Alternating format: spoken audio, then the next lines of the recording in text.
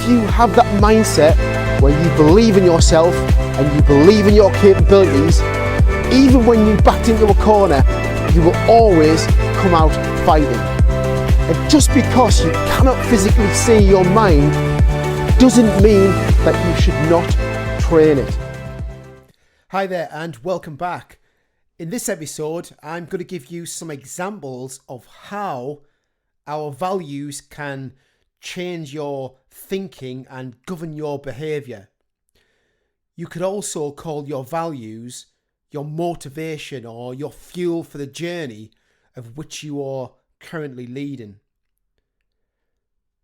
I'm going to give you a few examples of different sports in relation to individuals and also culture. The first example is the Italian skier Alberto Tomba.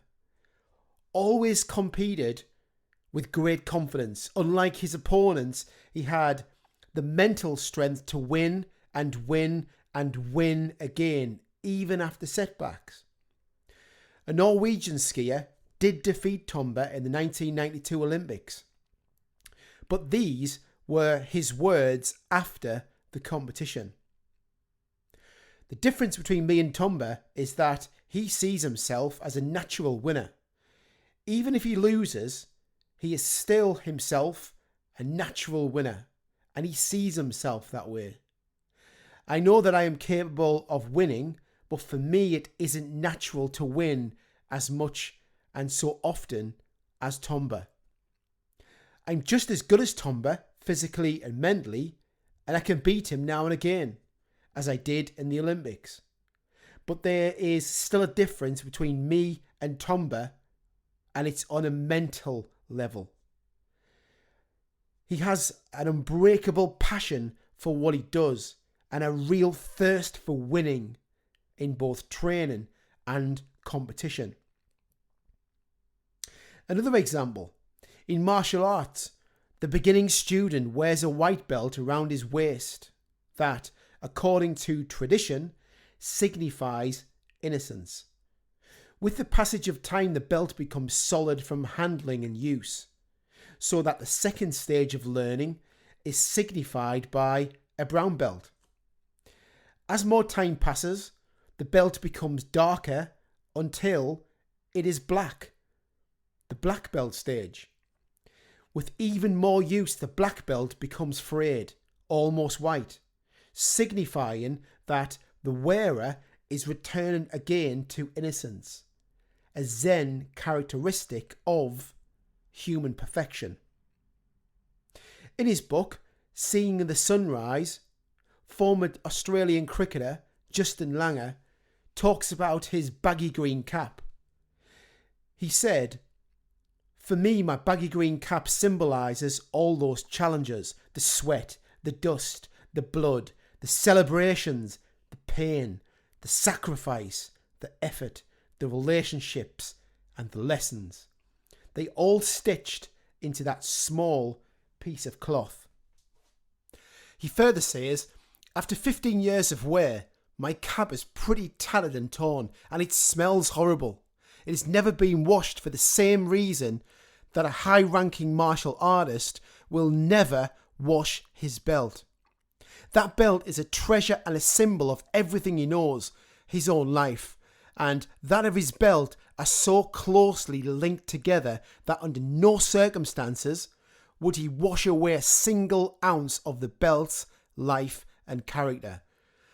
Langer prizes his cap because it holds souvenirs of many faraway lands. It tells stories of camaraderie and victory and reminds him of lessons learned from adversity and triumph. It also tells the story of a young boy who dared to dream and who wouldn't give up his dream for anything. Another example, former double Olympic 1500 metre champion Sebastian Coe. Sebastian Coe has read widely into the topic of what it is that makes a champion sportsperson.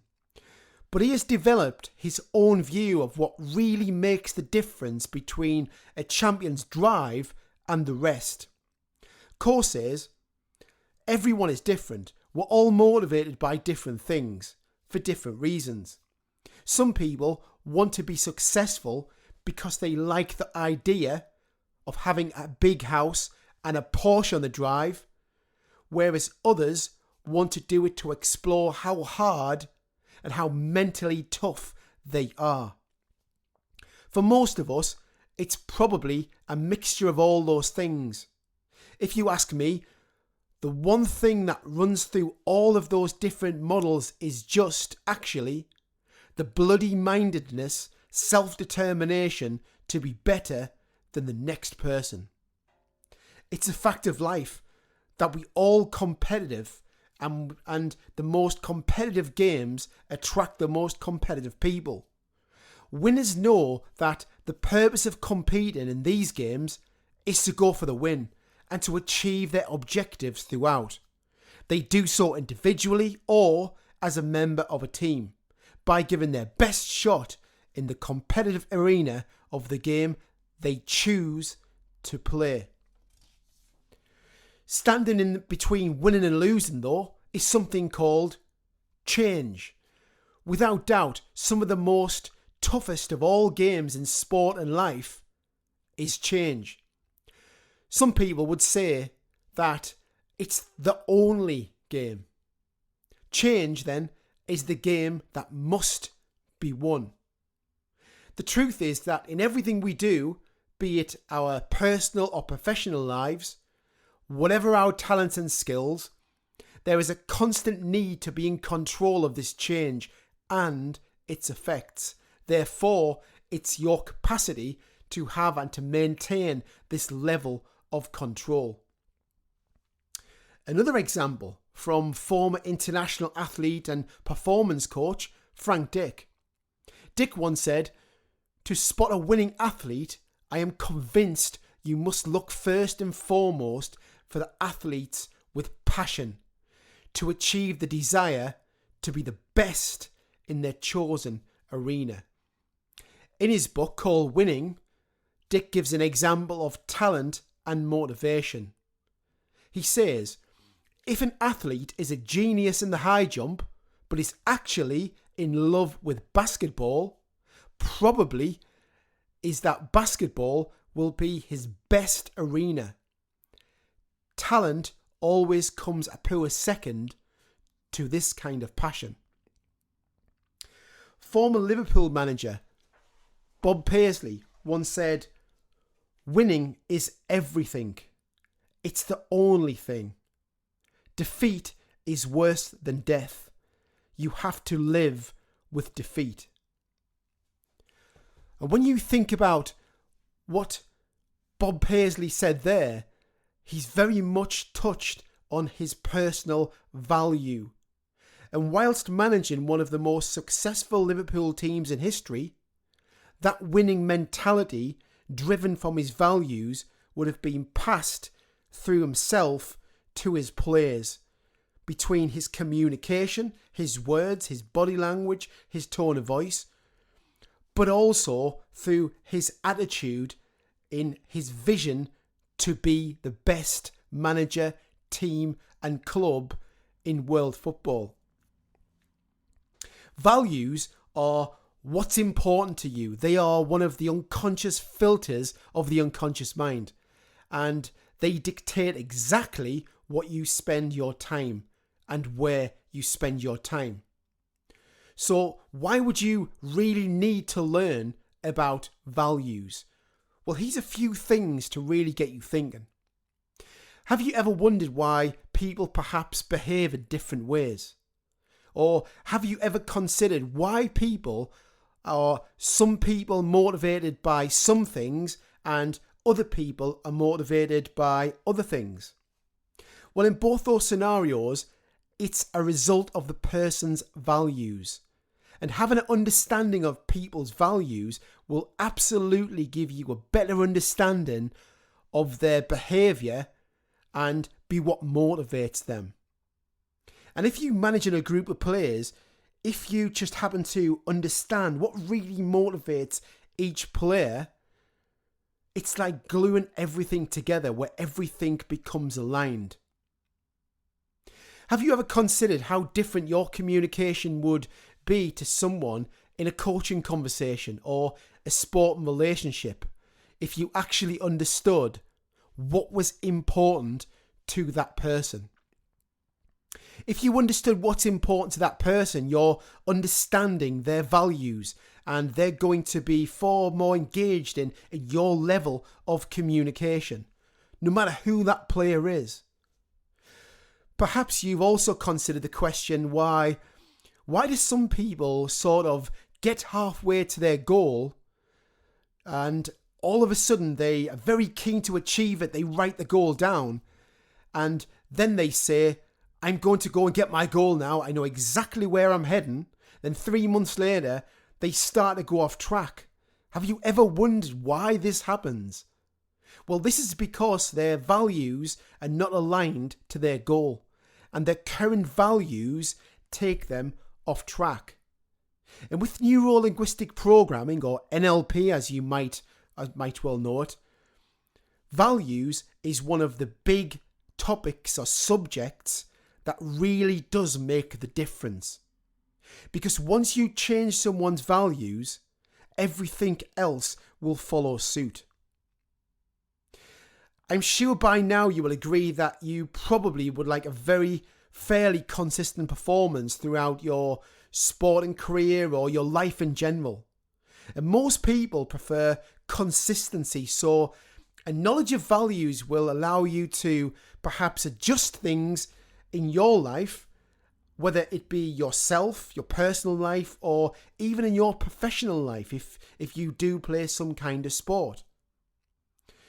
And what gets you consistent results is the communication that you have with yourself, but more so with other people. Because to get the best out of other people, your team, your colleagues, or whoever you may manage or work with, you need to get the best out of yourself first of all. And being in control of your mental state, your behaviour, will actually lead to the success of others. Now, values are an unconscious filter of the unconscious mind, like I previously said, and they are held in a hierarchy of importance. So the most important things in your life will be at number 1, and the not so important things will be further down that hierarchy. Values are expressed as a high-level generalization. In other words, they are abstract and ambiguous. They are what you spend your time on, what you focus on. They determine your focus, the direction of your thinking, and because they do that, they actually determine your behaviour and overall results. Now you're probably getting the idea of how important these things actually are. And the thing about values is that they are what motivate you, and they are what drive you forward, and they can drive you either towards something or away from something. And I'm going to give you an example about what I mean by that in a moment. Every human either moves towards or away from as a result of their current thinking. Now let me say that again. Every human either moves towards or away from as a result of their current thinking. Toward people move towards what they like, and away from people move away from what they don't like. So a toward person is motivated by his or her desires, and an away from person is motivated by his or her fears. For example, I mustn't lose doesn't have the same effect as I must win. Say them to yourself and notice the difference. When you say I must win, you're thinking of winning. And when you say I mustn't lose, you're thinking of losing and not winning. And that disturbs your concentration and puts you under pressure. You do want to lose, but the one thought won't go away. It can make you snatch defeat from the jaws of victory. And I'm sure by now that you will have worked out the words I mustn't lose is an away from value, so something we want to avoid. And on the flip side, I must win is the toward value, something we want to make happen. Moving forward, let's just dive into something we have all experienced. So let's explore winning and losing for a moment. Here's an exercise to explore how you think of winning and losing in your sport. Now, for this next part, what I want you to do is a small exercise, if you would. Now, only do this exercise if you're not driving a car or not operating machinery. First of all, I just want you to close your eyes, but only if it's safe to do so. Now, clear your mental screen and just make it a blank canvas so you can just follow my instructions with ease, if you will. Here we go. Can you think of a specific time when you were losing, being beaten by your opponent or an opposing team? And when you think about that moment, do you have a picture? If so, is it black and white or colour? Is it near or far? Is it bright or dim? Are you looking through your own eyes, or can you see yourself in the picture? Is the picture big or small? Is the picture a movie or still? If it's a movie, how fast is it moving? Are there any sounds that's important? If so, which direction are they coming from? Are they loud or soft? Are they fast or slow? Are there any feelings that's important? If so, what size are they? And how intense are they? Now, clear the screen and open your eyes. And I don't know about you, but can you smell popcorn? Okay, just close your eyes again. Again, only if it's safe to do so at this current moment. Now, clear your mental screen. Make it a blank canvas. And again, just follow my instructions like before. Can you think of a specific time when you were winning against your opponent or the opposing team? And when you think about that moment, do you have a picture? If so, is it black and white or colour? Is it near or far? Is it bright or dim? Are you looking through your own eyes, or can you see yourself in the picture? Is the picture big or small? Is the picture a movie or still? If it's a movie, how fast is it moving? Are there any sounds that's important? If so, which direction are they coming from? Are they loud or soft? Are they fast or slow? Are there any feelings that's important? If so, what size are they? And how intense are they? Now, clear the screen and open your eyes. Can you smell fresh bread? Now, how did you find that exercise? Maybe you find it somewhat strange at first, or maybe you want to do it again and actually go back to the start of that winning against losing process, just to do the exercise again. But the interesting thing is that there is a difference between winning and losing. And now you have a fuller idea around what winning and losing means to you. What were the actual differences between the two pictures, or the sounds or the feelings that you got to answer yourself? What happens if you think of not winning instead of losing? Do you get the same pictures, sounds and feelings as you did for losing? Is there any middle ground between winning and losing and your mental pictures, sounds and feelings? Remember that you create ideas from the words and then create the feelings in response to those ideas. And when you think about winning and losing differently, you can create different pictures, sounds and feelings, and then you will have a different feeling in response. But just remember that you create your feelings and not the words. Now, for example, let's just go back to our values for one moment. So maybe one of your values in sport is winning. And if that's the case, then you will focus all your energy on, ask for advice about, and get to grips with winning, because winning is important to you. And with regards to the exercise that you previously did about winning and losing, everyone will be different. And maybe because you were brought up within a winning culture or within a winning team, that winning was driven into your mindset from an early age. And I believe that's something that we can do with young performers, is to create that winning environment, that winning culture, and then lift them to higher and greater levels. And finally, if you were to do one more exercise after this podcast, it would be to answer the question in the context of your sport. What's important to you? And when you ask yourself that question, time and time again, write down some one-word answers on a piece of paper. Or even better, get somebody to actually write down the words that you say. And when you respond to this particular question, it's always a good thing to write and think as quick as possible. And at a certain stage of the process, after around about 7-8 words, you'll actually come to a stop where you need to trust and think unconsciously to actually get the values out.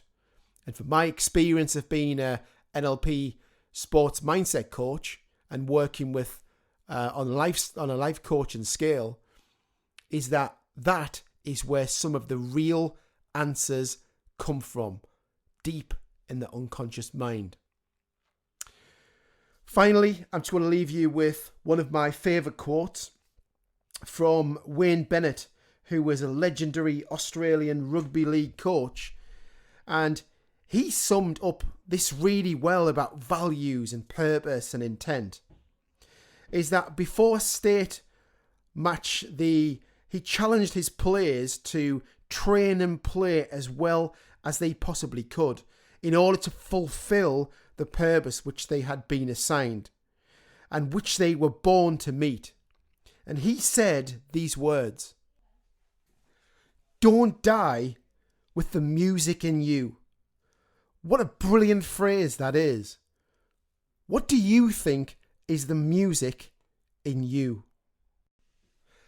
And that's about it for the first podcast. I really hope that you've got one or two things that you can use in your life, or maybe you know somebody who would really benefit from listening to the podcast, or maybe trying out some of the exercises that we've both did together. Until next time, be the best at being you. Thanks again. Speak soon.